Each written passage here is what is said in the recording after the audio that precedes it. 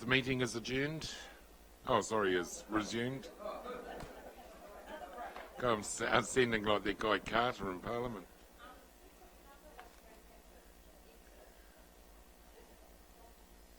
Speed it up.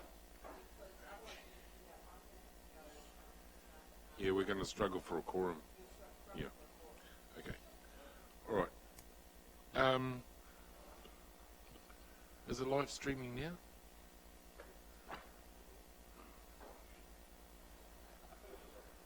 Yeah. Okay, Dave, we're into commentary on the operations for the month. Yes, so through you, Chair, I won't go through my report page by page. I'll take it as read. There's two issues I'd like to focus on today. Yep. One isn't in the report, but it is an update on a project that we've been working on over the whole year, which is actually an update on what we've been doing with the Ngāpuna community. And that project, we continue to work with the Ngāpuna community, but the sort of program of work that we've been putting in place there is in train, will be completed either by June or later. But first of all, I'd like to talk about, Carol, the item that is in the report, which is on the safe and sanitary reports. Now, I'll just give a quick introduction into it. Daryl will come. Thanks, Daryl.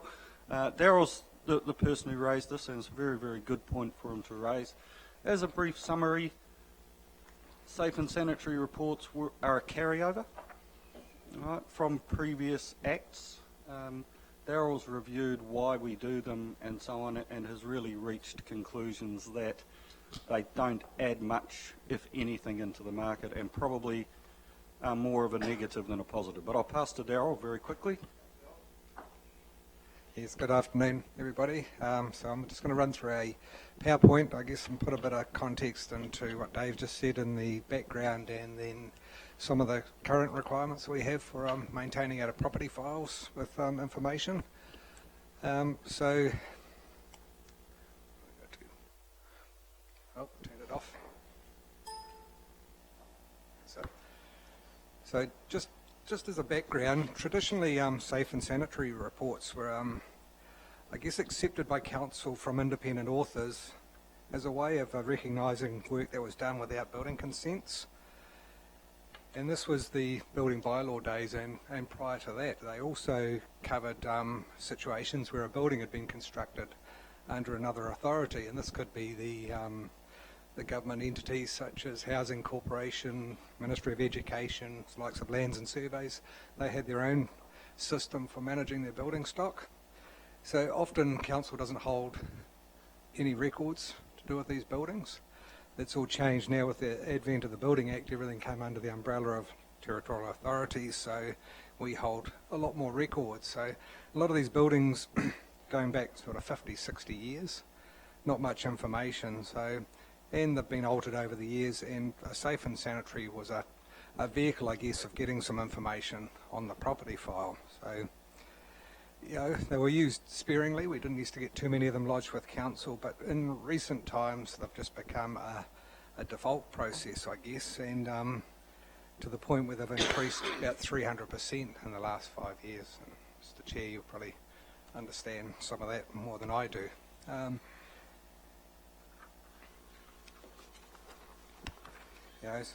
the increase of what it has done to us is it's taken our resources away, I guess, from our core business, which is that of granting building consents and giving building advice. So, for each one of those reports, there's quite a process involved in getting them onto the file, creating informations and such like. So, just moving along to the next slide. So, in terms of what we are required to keep on the property file, the Building Act's very specific, and it talks about holding records that relate to building consents, the complaint process, and the building warrant of fitness regime. So that's essentially, and I guess that's in a bit of recognition from what had gone historically. So they've put that in legislation, what we must hold, because there has been a lot of incomplete records over the years. So that's essentially what we're doing now. And in terms of recognising work that was done without a consent, so in the 2004 Act, they introduced a system called a Certificate of Acceptance, So what that is you can apply for a retrospective. It's not the same level as a consent, but I guess it is similar to a consent. Retrospective authorisation for work carried out previously by either yourself or a previous owner. So that back captured all the work under the 91 Act. There was no vehicle under the 1991 Act for recognising that work. So in 2004 they introduced it. So automatically we went back to 1 July 92 was the inception of the 91 Act. So from there on you can apply for a certificate of acceptance to authorise work completed without your building consent. So around then, most of around the adoption of the 2004 Building Act, most of the other TAs stopped taking safe and sanitary reports. So it has been a bit of a legacy thing, to the point now where I've been informed that there's only about half a dozen in the country that still accept them, and so they've just about run their course. So and a safe and sanitary report doesn't have any legal status, and some of the lawyers you speak to are quite surprised at that. They seem to be the default that you need to get a safe and sanitary report if there's older work on the building file, or not known to council rather. And when you say, well, there's no legal status, well, usually the problem goes away and the sale proceeds anyway. So, and the one big thing about them is there's no legal process around them, so that we get a varying standard. There's no standard on the content, and there's no standard on the authors of these reports. So by default, we're doing a whole lot of work for very little value in the end of the day. Not like a building consent or a certificate of acceptance, which follows a very prescribed course and gets you a pretty good outcome most of the time.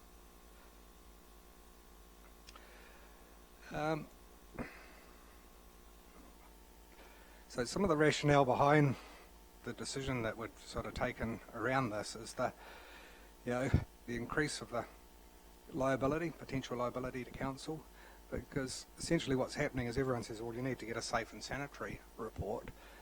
And by inference, that could be construed that we then verify that it's kosher. But what we do with a safe and sanitary report, we don't validate that information. We get a report given to us by an independent report writer who has, in some cases, no qualifications or has been doing it for a long time with no standard to follow. And we look at it and take it on face value and put it on the property file. So then people are making decisions maybe based on this, but the reality is most people are getting a builder's report anyway, and that's what they base their decision on. So the safe and sanitary report is just a supplementary report which costs the homeowner more money to lodge on council for something that was done 50 years ago.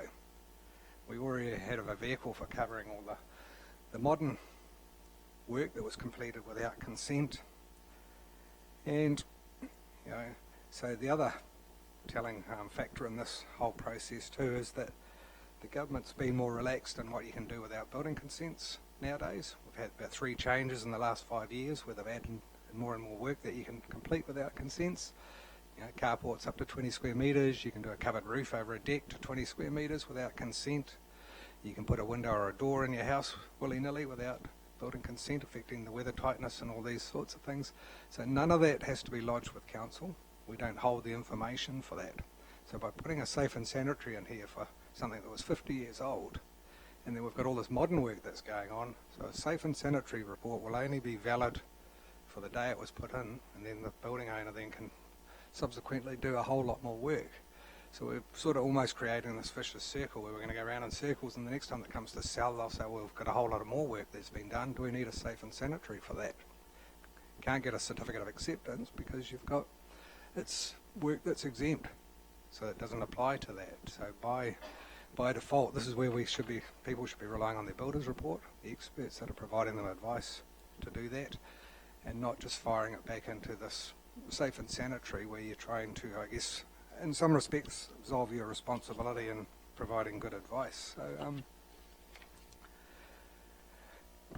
So what will this mean for the process of purchasing a property? Well, the property buyers can still get a safe and sanitary report, but I suspect that it will default to the builder's report, which they're getting anyway, and that should be giving them enough advice and assurance that the property is safe and sanitary. And we deal with dangerous and unsanitary buildings, we have our legislative powers to deal with those. We'd probably be better off putting our efforts into those than trying to cover up something that was done 50 years ago, 40 years ago, or some such thing. So, we have the ability to influence buildings that aren't safe and sanitary. And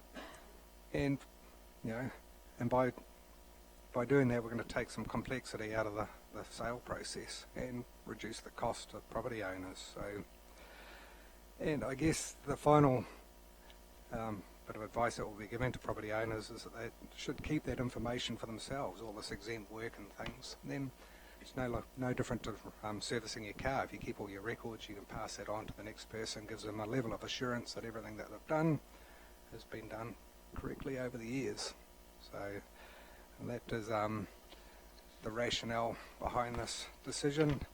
And going forward, we're going to develop some information and fact sheets that we can widely distribute. We're going to meet with the report writers that are currently working in this field. Most of them are doing the builders reports anyway, so it's essentially, I suspect what we're getting is just a duplicate of their builders report with some tweaks. So again, we're not seeing the real value in that for the customer. We're going to meet with a section of the real estate agents and the lawyers to put this across, give them the rundown on all the exempt work. Because I was talking to a lawyer the other day who was talking about this very subject, and he wasn't aware that all these changes that you could do without building consent and how they were going to capture those, when he was saying, well, what about these reports?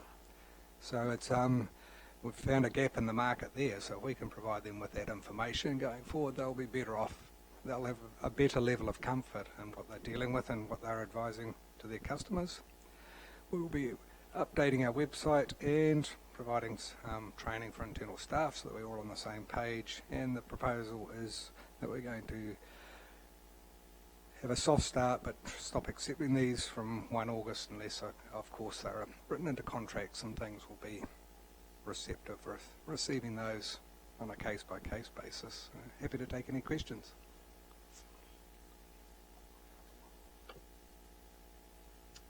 Having been heavily involved in this industry, I'm not deriving a pecuniary interest by asking these questions, so I believe I'm at liberty to. Darryl, a lot of this was driven by the legal fraternity, the insurance fraternity, and the lending fraternity. So you're going to meet with the real estate agents. I believe you need to widen that to the banks, the mortgage brokers, and the insurance industry. Because you get a house under contract at, say, 23, whatever it is, it's been, get a builder's report on it, the builder's report comes back and says this house was never signed off. So, I mean, what does the prospective buyer say? Straight away alarm bells ring with the bank. Oh, Jesus, it's never been signed off. How do we know that it's been built to standard? So are you saying under this regime, a code of acceptance is now acceptable? Because they won't lend the money or sell a house. The bank will not allow the buyer to buy the house unless if it's got what they deem unpermitted work. To the chair, look, we've had this discussion with some of our peers that have already went through this process. They had the same sort of questions, but the stuff have carried on. So people, in all but sort of 6 jurisdictions around the country are getting through this. So I guess that's the discussions we need to have.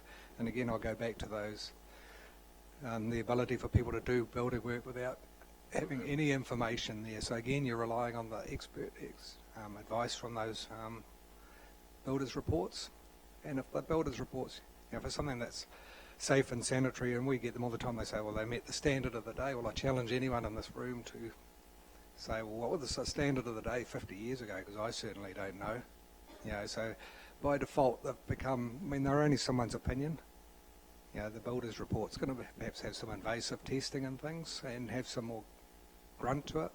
So if I was a bank, I'd be putting more reliance on that than someone's opinion that it's still, continuing to function. And that's the difference, I guess, and I guess that's a key message that we need to get across in that communication. Absolutely. And the other area of concern is with the hot swap loan. You sell a property to a person, they get a builder's report.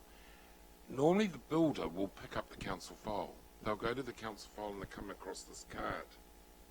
And the card hasn't got final sign-off of the house. And then subsequent to that, the person's put in a fireplace. You're talking 18, 20 years ago, not last week or 5 years ago. And there's no permit on the file. So the builder says to the client, we aren't even involved at that stage. It's just a contract and it's between the builder and the purchaser. She says to the builder, how do I get this work permitted? Oh, safe and sanitary is the best way. So that's the soft option.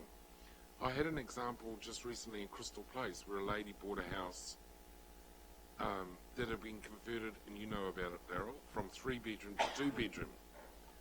She bought the house as a 2-bedroom house, unbeknowing that her friends had altered it from 3 to 2. So she had to spend $6,500 on getting an architect, an engineer, and then get final support from the council through a code of acceptance. So that's what buyers are facing. That house sold for $125,000. But that's huge money in terms of. So that's why a lot of people have been going to the safe and sanitary option, because it's cheaper. You don't accept any liability in the letter that you attach to it, but it's a safety mechanism for a buyer that it has met the standard whenever that property was built or in today's market. So I think the points you raise are good ones, but to some extent they are side issues. Right? The issue that we're saying is we won't take the safe and sanitaries. yeah, but Not that the buyer may not need one. It's actually that the issue into the mix of it is the fee that we charge and the filing of them adds nothing to the transaction and the mechanism, because it actually can't be relied on, as we said. So a safe and sanitary assessment that was done by the previous purchaser can't really be relied on by the next purchaser. And the problem is when we put it on file, people believe it can be because they got it from the council. And there's a view within there that's starting to emerge through some of the stuff, through some of the risk work that we're doing, is actually that could put us on the hook around liability. Because what we're doing is we've got something that says there may or may not have been unpermitted work. So do we then start to take action on unpermitted work to ensure that it gets permitted? And as Daryl has said, we don't do that typically because we don't need to. So in the mix, the big issue in here is that the buyer of the property for both the banker and the insurance is looking to get some comfort that the building is fit for the purpose that they want to do it, or they know the issues with it. Filing that with us is noise in that transaction, but also there's a false belief that for a lot of people they're getting the safe and sanitary done because they believe it's required by the council. So they're incurring cost because there's a perception out there that if you see something, you need to get a safe and sanitary, so you need to invest $750 to get one of these things, even though you may be quite comfortable knowing what you know from the building report. So this is the pamphlet we've got from Environment Bay of Plenty, Daryl. I'll pass it over to you regarding the buying and selling guide to the point of sale rule with the hot swap loan. From our industry's point of view, and I'm sure they'll discuss it with you, that's the type of thing. As a one-stop, I give that to every buyer of a house. These are the rules. This is what you're entitled to. This is what you can go and get in terms of an interest-free loan for 10 years. And there's a process, and we have to put a clause in the contract if it is a non-compliant fire. Similar I'm not saying that we devise a clause to go in the contract, but we need some clarity about where we head from here. Your report is very succinct and and I support the actions that you're taking. But however, on the other side, you've got people who are inexperienced in the industry, inexperienced in buying a house, and they've got these pressures from their bank, from their lawyer, from their insurance company. Oh no, you can't buy that because it hasn't got a permit. Yep, point taken. So one of our biggest supporters has been some of the lawyers. And they've come to us and said, you know, this is just, like Dave said, adding noise to the process, whereas a robust builder's report would cover every eventuality, and people can rely on that. And then the next time they get a sale and purchase going through, well, then they should be getting their own builder's report and part of their due diligence, because things may have changed. As I say, our report that we accept. And these guys have made an industry for themselves in terms of they produce the builder's report, and then they say, oh, the fireplace, the wall changed here, and the house was never signed up. But the way to overcome that is to get a safe and sanitary report. So off they tried to get a safe and sanitary report when this report says if it's unpermitted work, one, it may not have required a permit in the first place, but if it's in recent times, since 2000 and whenever it was for, it can suffice with a code of acceptance. Is that right? Is that Correct. So the certificate of acceptance goes back to 1 July 1992, so that gives them a pretty good scope of getting things up to date. And the other thing that we will do, if we get an alteration to a building, we always go back to the property file, because they always supply, this is what it looks like now, and this is what we're going to look like when we've finished our building project. We'll always go back there, and if we see a whole lot of red flags, that they've taken out a whole lot of walls that were providing structural stability to the building, we'll always ask those questions. We don't just willy-nilly just, well, put my blinkers on, we're just focusing with this bit of the project.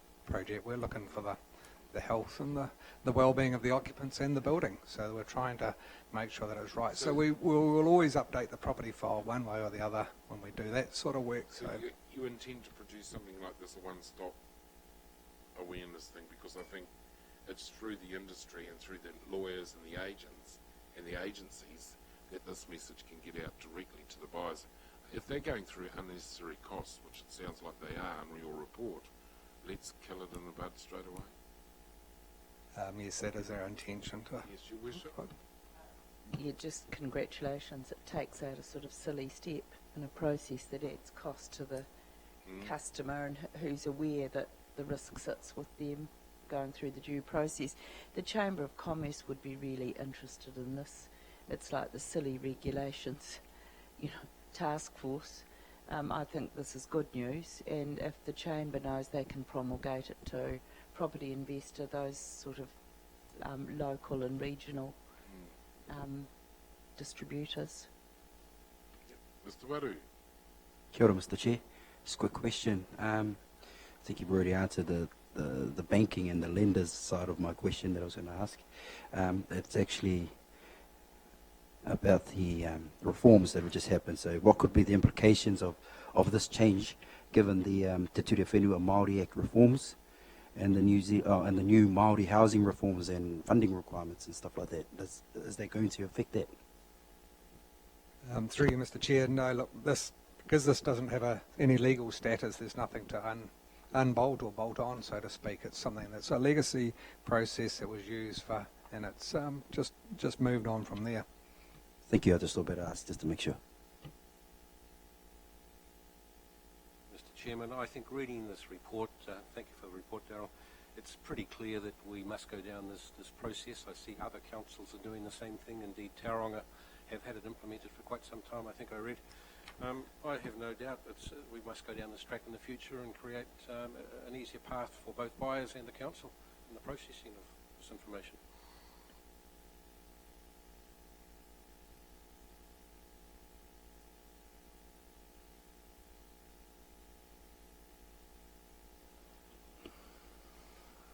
Just one. Just one. Kia ora. Kia ora, no, Dave. Who assesses the cultural impact assessments? Well, the cultural impact assessments for the wastewater projects go back to the water team, the engineers team, and also to both of the schemes that we've got. have got steering groups. So those steering groups have representation, and so that's the process they go back. They go back through our staff, through the project, and will be noted in the council reports. Is that the one headed, was it Gina? Is she on that one? Gina Mohi does the one for the city disposal land treatment system. Yep. The other one is with another party from out that side. So Rotorua first.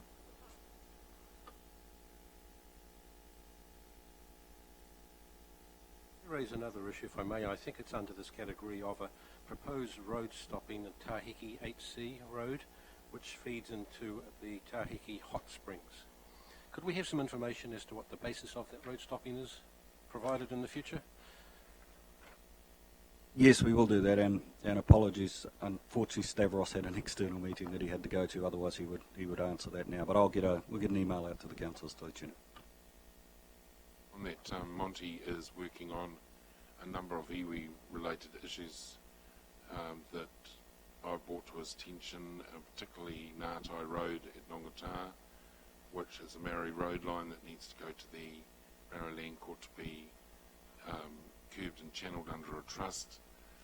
Those people are paying in the vicinity of $27,000 a year in rates, and they haven't even got a formed road. It's terrible. So that's going to be sorted shortly. Councillor Kent? Thank you, Mr. Chairman. Just a comment here on the reminder that we have a process to regulate and authorise the use of fire hydrants by contractors and others. Does that actually apply to private water schemes as well? Hydrants on private schemes? I only ask because of we're on a private scheme, Jeff and I, so.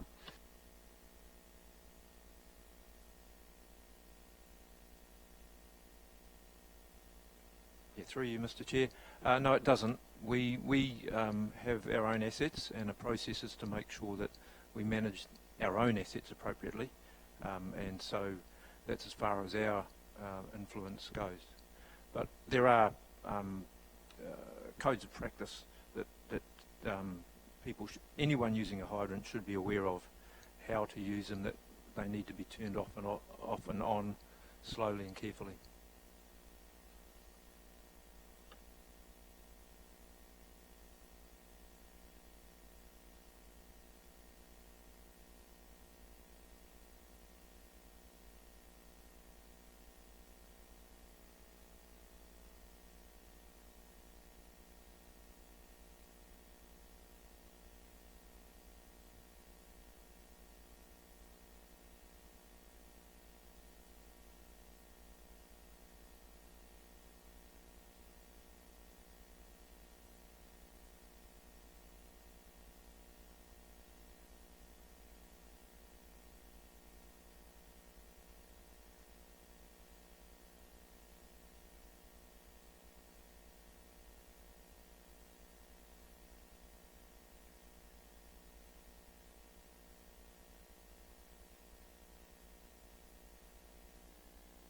That wasn't noted in my report, of course, because that occurred last night, but thank you very much, Your Worship, for that. So what we've been doing in Ngāpuna, Ngāpuna is probably one of the most deprived areas in the city, and also quite succinct as a group. Compact probably is a better term. It's one of the 3 original villages of Rotorua. It has around about 60 properties in it. And of course is surrounded by industrial land. Well, no, probably not fair to say surrounded, because of course it has the bay on one side and the lake entry elements into it too. But what we've been talking about through various things is actually looking to work with the community to see whether working collectively with the community can make a fairly ready and substantive difference. Rob, could you join me up here, please? So what we've done is we've met with them about 3 times in the last year, and in about January, maybe February, we did a walk around with the community. So we actually walked around the village, and we had around about 50 people with us from the community walking around. And what they identified as we went through were issues like the street lighting is substandard in certain places, and that had an element in terms of safety. So as we were going through, Stavros noted those elements and where it was a wee bit dark. So we've added 5 new street lights into the Ngāpuna area, and that's just come out of our standard asset management, service management programs. The other one was, through big parts of it, absence of footpaths. Right, so you've got big parts of it where you've got footpaths, and then you've got other parts that don't really have a footpath on either side of the road. So we thought, well, actually that's probably not the best place to be at. So again, Stavros has started an element of putting in some new footpaths into the mix in there. The other one that was raised by them at the time was speed, people speeding through. So as you can see there's the pictures of the footpaths both before and after. So as you can see in there, you've got fairly wide berms, but no footpaths for people to get from one place to the other. And of course there's 2 marae there, and a lot of people are walking around there. It's a lovely wee spot. It really is. So we thought, well, we need to do something in there. So as you can see, we've started that program. That'll be finished probably by the end of June, if not into the first couple of weeks of July. Again, more in the way of the roadworks that have been done. You've got a footpath there before and after. You can see there the speed hump. So an issue that they did raise, which is a lot of children in around there, young community, and a feeling of safety, people roaring around. They said, they complained that they've got people going, effectively using it as a racetrack. You go in one side, do the sharp turn around the marae, come back out the other side. So that was a concern for them. So pretty easy to put in traffic calming devices such as speed humps. So there's an example of the speed hump that's been put in place. As you can see, it's got quite clear signing, quite visible in terms of it, and we consulted with the community about the locations as well. So the design was done. Stavros went back and asked the question, are these the locations that you would like those to be in? And the other one, which was a very big one, was around their reserve. I don't know if you've been out to that reserve. It's a reserve playground, reasonably nice playground, but one of the points that was raised by them, and I think it is at that location there, that has currently got a big lump of dirt, uncovered dirt. And it was put in place not to dump the dirt, but actually to give a mini mountain bike type feature. But the community said, well, they weren't asked about that as a feature, and the comments that came back to us was actually, well, it looked like you had some spare dirt and you decided you'd dump it in Ngāpuna. So I won't cover any more on this, but I will get Rob the reason I asked him to come up is to speak to these two. So this is what we're looking to do in there and what we're looking to consult on with the community. So this plan has been drawn up. It has been taken to the community, but I'll pass to Rob now. Thank you. Through you, the Chair. As Dave has said, we had a hikoi with a big group there that went past the reserve, and we also had a specific meeting. We had a small meeting, we thought, at the reserve planned. We turned up there, and basically everybody turned up, and sort of that gave us a very strong sense of the community drive towards this area, which is something that is certainly quite unique in the areas that we have worked with. Key discussion around, is the playground situated in the right place within the community? Yes, they were happy with that. A big issue is that actually if you're standing down on Tiaraki Place and looking towards the playground, you've got the mill behind it. So the idea was to try and create an environment there that had some more play features, but tried to take away the dominance of the industrial area immediately behind it. There was an open drain behind it as well, so there's a number of safety aspects. But through a variety of these consultation methods and another couple of visits to key people who want to be involved there, we've come up with this concept plan, which effectively involves a native vegetation backdrop to the playground, so the mill would be in the top of the picture that you can't quite see, with some trees to give it a 3D depth so that your eyes are not instantly going into the far background to the chimney that sticks up over the trees, because we're never going to be able to hide that without shading out the whole community. And then a number of cultural features that they wanted in the playground, a Waka type stage area that we're going to put in there, Po, and then an added number of add-on climbing frames and things like that the children have all contributed towards wanting to put in there. So it's been a very inclusive engagement process with the community. It is sitting with it's going back to the Marae Committee next week, and then once we get that, yes, there's an agreement that this is the way we want to go, we'll be able to kick into this project reasonably quickly.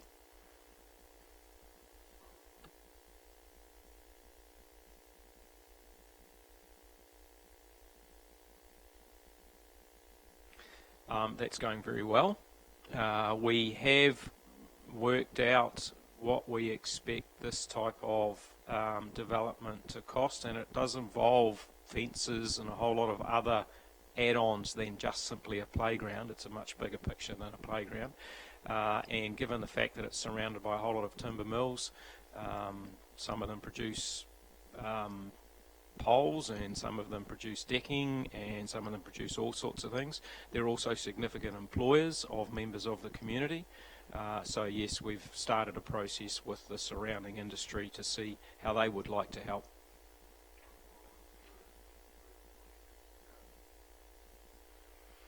It's not something that was identified in the engagement process, although they have asked for fruit trees, and so we've built that into the design. On the left-hand, top left-hand area was a sort of a fruit tree area. Another thing that's come out of this is street tree planting. So there'll be a sequence of street trees from the from one marae through to the marae that's in the middle of the neighbourhood through to the reserve that's on the other side of the neighbourhood. So there'll be a sequence of street trees, and we're looking at trying to use fruit trees, the right type of fruit trees for that. Also, Chair, through you,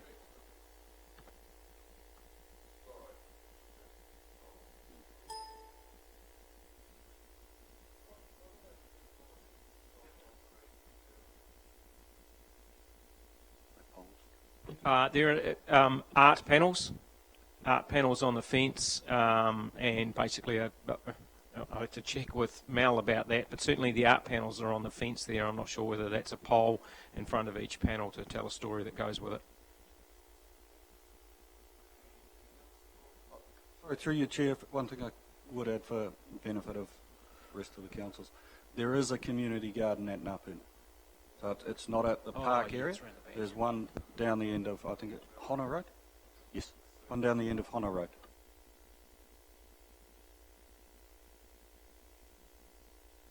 Fantastic that you've worked with the community there.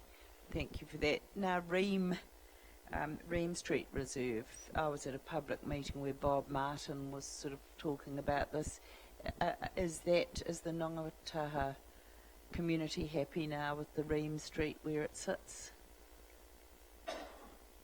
We, for councillors who may not be aware, we kicked off an engagement process out there to look at, initially it was looking at providing a play or activity space. After several discussions with the community, we clearly got the message that they didn't want a playground plonked somewhere on the reserve. And that, and so that's fine. We've still got a commitment to try and activate the reserve in some sense that we can. There was what's basically happening is we've had very good support for just a swing set down by the mouth of the Waititi stream. Perhaps something to try and help them jump into the creek for the kids that play down there, because that's a very key spot for just having fun. Yep. And a number of service level improvements in the reserve was a key message we got, that we really need to lift our game in ensuring that we've got the right standards set there and that our contractors are delivering on those standards. traffic calming in terms of boat ramp areas and things like that, repairing broken concrete walls, upgrading jetties, so generally just giving the whole reserve a tidy up. And then the last sort of area that we had a reasonable amount of support for, but is still quite controversial with some parts of the community, is a pathway from one end of the reserve to the other. So we're going to phase the swing set and seating and service level improvements, jetties, traffic calming, and then we're probably going to go back to the community once we've shown that we can look after the reserve to a high level. Okay, now shall we add things like pathways to it? Rob, the one thing that worries me is that the people who are objecting haven't got children that will be using it. What they're trying to do is protect their vistas out to the lake, and if there's some way of accommodating that, let's go for it. But putting them at the stream mouth of the Waititi stream is just going to open problems with fly fishermen, because with the flicking back of the thing, and all it does is hook someone's ear or whatever. So there's a safety issue there. But I wish you well, because Gary's tried this over the last 25 years to deal with the Remy Street people. I wish you well. If you come out alive, good on you. We've also engaged with Fish and Game about that particular aspect, and there is actually quite a bit of land there because the council obtained some extra land at the removal of the cottage. Those two cottages. So we've talked with everybody about that. So any of those structures that might impact on that activity, I think we're pretty well covered. Oh, okay. Yep. All right. Thanks, Rob. Any other questions? Final. I just want to make an acknowledgement of the mahi that you're doing with the people in Napuna, especially the marae and walkabout with the community. They must have been stoked to have that. And just to say thanks on behalf of Te Tata o Te Aroa. Kei te mihi aroha kia korua kia koutou. The reality is that just because it's Ngāpuna, it shouldn't be any different to anywhere else in the community. They should be getting the same treatment as any other suburb. The other thing I did want to ask Dave is, what about curbing? Because some of those properties would really benefit from curbing and channeling. Yeah, interesting, may well, but interesting, it wasn't a major issue for the community when we did the walk around. One that there was, and we're still working on in regard to, is a level of ponding occurring down the end of a couple of roads in regards to the stormwater. So the stormwater team are still working in regards to that. But one thing I would say in closing in regards to working with Ngāpuna is actually to acknowledge the input of the Ngāpuna community and the marae there. We have had a fabulous buy-in to the process, and it has been very constructive. And also just to acknowledge, we will, when we have finished this program, we will continue to meet with Ngāpuna residents on a regular basis in terms of just what else we can do to assist. Because really this is a program about getting a neighbourhood working together. And we've got these going in certain other places, but not at the breadth that we've got with this one. This was a trial for us because it was such a succinct neighbourhood for us to pick up on, and actually the one that was identified through both the sustainability portfolio and I think the people portfolio as being a good place for us to try this. Excellent. Mr. Waru. Kia ora, Mr. Chair. Yeah, kia ora korua. Just noticed in that last present that when you had the old photos up there, there's some speed humps in a few of those pictures. Just wondering, could a similar thing be done for the Vaughan Road side of things? Because there's some pretty drag racers go down there a lot, and there's still a lot of housing right on that road, and buses drop off the kids and all that kind of stuff. So I don't know, have you got any ideas around addressing that problem?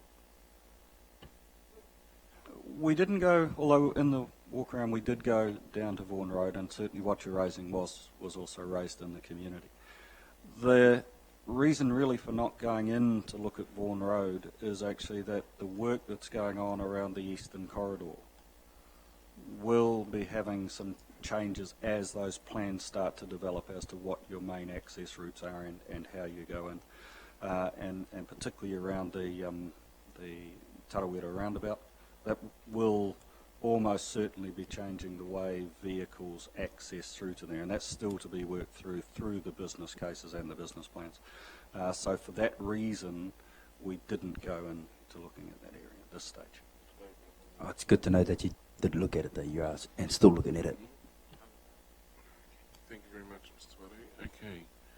Would someone like to move that the committee... Oh, we've already passed that resolution for the report, haven't we? Okay, would someone like to move that we go into public excluded? Councillor Donaldson seconded, wished the Mayor. Is there any debate on whether we should or should not, the items that are listed, go into confidential? Good, there appears to be none. I'll put the motion. All those in favour, please say aye. Against, carried. Ladies and gentlemen, with the Operations Monitoring Committee is now in confidential. There's no media over there. Camera off.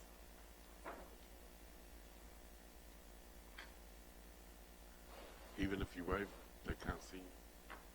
It's too far away.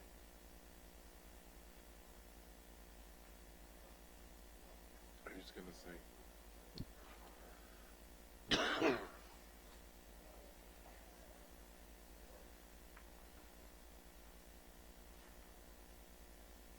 It's still on, I can see the light.